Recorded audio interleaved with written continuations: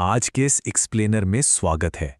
आज हम एक ऐसी कहानी पर बात करने वाले हैं जो शुरू तो होती है अचानक आई एक भयानक बारिश और तबाही से, लेकिन आगे चलकर एक बेहद खूबसूरत कम्युनिटी सपोर्ट और इंसानियत की मिसाल बन जाती है। बेंगलोर, जो अपने सुहाने मौसम और पढ़ने लिखने वाले माहौल के लिए जाना जाता है, वहाँ का एक बेहद मशहूर और चहीता द बुकवर्म बुक स्टोर अचानक आए एक तूफान का शिकार हो गया। इस घटना ने न सिर्फ दुकानदार को बल्कि किताबों से प्यार करने वाले हर इंसान को झकझोर कर रख दिया। तो चलिए इस पूरी घटना और इसके बाद आए उस सहयोग के सैलाब को विस्तार से समझते हैं। अब इस दृश्य की थोड़ी कल्पना कीजिए। चर्च स्ट्रीट पर स्थित इस दुकान के अंदर अचानक पानी भर गया। किताबों के शेल्फ्स पूरी तरह डूब चुके थे और दुकान के बाहर जमीन पर ओले गिरे हुए थे। हजारों किताबें जो कभी किसी के पढ़ने का इंतजार कर रही थीं, अब पानी में बुरी तरह भीग चुकी थीं। द बुकवर्म ने इंस्टाग्राम पर जो दृश्य साझा किए, उनमें साफ दिख रहा था कि कुछ किताबें तो लिटरली पानी के ऊपर तैर रही थीं। ये मंजर किसी भी किताब प्रेमी के लिए सीधे दिल पर वार करने जैसा था।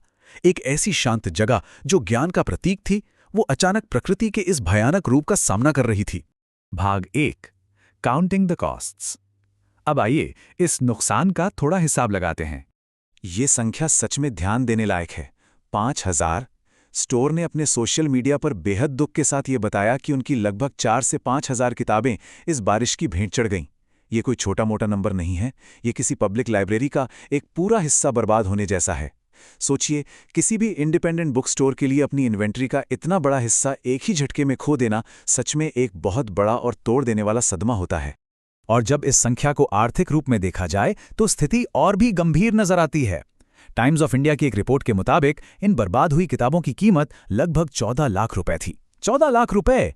एक छोटे व्यवसाय, खासकर एक इंडिपेंडेंट बुक स्टोर के लिए इतना बड़ा अचानक नुकसान बर्दाश्त कर पाना बेहद मुश्किल होता है। ये सिर्फ कागज और स्याही का नुकसान नहीं था, ये उस जगह पर आया एक बहुत बड़ा फाइनेंशियल संकट था जो पिछले कई सालों से शहर के पढ़ने वालों की सबसे पसंदीदा जगह रही है।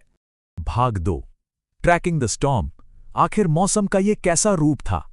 इन आंकड़ों पर गौर करने से एक बड़ी दिलचस्प बात सामने आती है कि यह बारिश कितनी लोकलाइज्ड थी, यानी किसी एक खास इलाके तक ही ज्यादा सीमित थी। विनिपेग में जहां 60 मिलीमीटर बारिश दर्ज की गई, वहीं जयनगर में 35 मिलीमीटर और HAL एयरपोर्ट पर सिर्फ 28 मिलीमीटर। इसका सीधा मतलब यह है कि शहर के दक्षिण, पश्चिम और पूर्वी हिस्सों में जोरदार बारिश हुई, जबकि उत्तरी इलाकों में बस हल्की बूंदाबांदी होकर रह गई। एक ही शहर में मौसम का इतना अलग अलग रूप दिखना अपने आप में हैरान करने वाला है। Karnataka state natural disaster monitoring centre के डेटा से पता चलता है कि उस दिन आखिर लोग किस हालात से गुजरे। HSR लेआउट और चामाराजपेट जैसे इलाकों में लगभग 60 मिलीमीटर बारिश दर्ज हुई।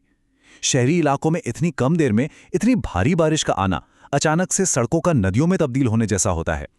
इन खास हिस्सों में तबाही शहर के बाकी हिस्सों के मुकाबले कहीं ज्यादा भयानक और अनएक्सपेक्टेड थी। खैर, ये बात भी ध्यान देने वाली है कि इस बारिश का असर सिर्फ द बुकवर्म तक ही सीमित नहीं था। ग्रेटर बेंगलुरु अथॉरिटी और Bengaluru electricity supply company limited यानी बेस्कॉम के अधिकारियों ने बताया कि वो पूरे शहर में हुए व्यापक नुकसान का आकलन कर रहे थे। पेड़ों का गिरना, बिजली काटना और वाटर लॉगिंग की समस्याएं उस रात पूरे शहर के कई हिस्सों की सच्चाई थी। इससे समझ आता है कि ये अचानक आई आफत कितने बड़े पैमाने पर थी।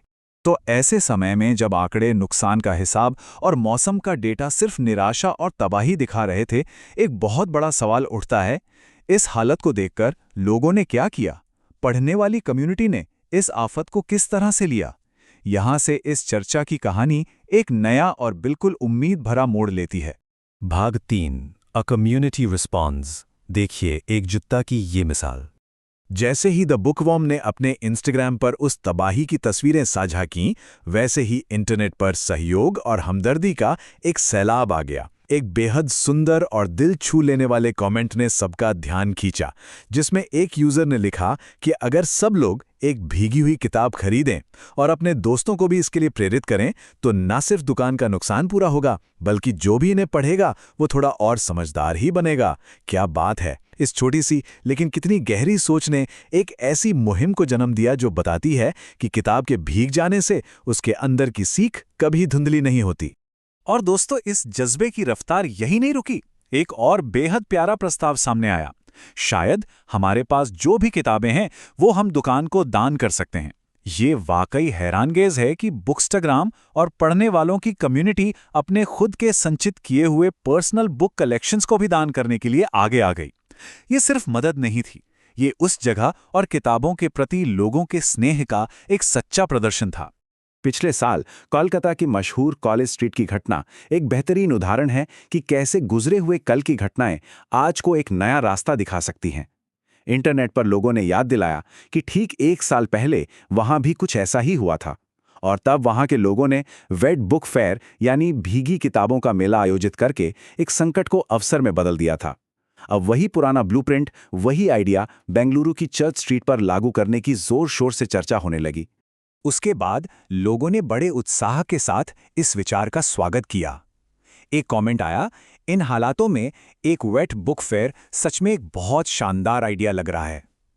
ये साफ दर्शाता है कि किताबें पढ़ने वाली कम्युनिटी समस्या पर रोने के बजाय कितनी क्रिएटिव और कंस्ट्रक्टिव हो सकती है।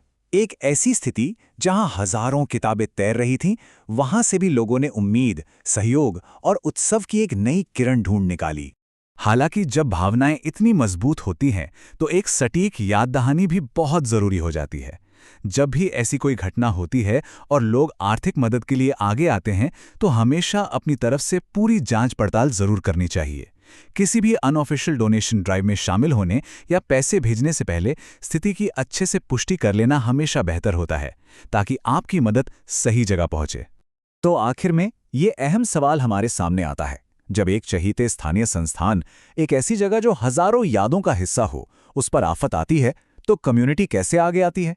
आज का ये एक्सप्लेनर सिर्फ मौसम के बदलते रुख या बर्बाद हुई किताबों के आंकड़ों के बारे में नहीं था। ये इस बारे में था कि कैसे एकजुटता, एक दूसरे की परवाह और स्नेह किसी भी अचानक आए तूफान से कहीं ज्यादा ताकतवर हो सकते हैं। ये कहानी इंसानियत के एक बेहद सकारात्मक पहलू को उजागर करती है। उम्मीद है इस चर्चा से आपको इस घटना के सभी पहलुओं को समझने में मदद मिली होगी, और ये कहानी हम सबको जरूर प्रेरित करेगी कि मुश्किल वक्त में एक साथ खड़े होने का आखिर क्या मतलब होता है।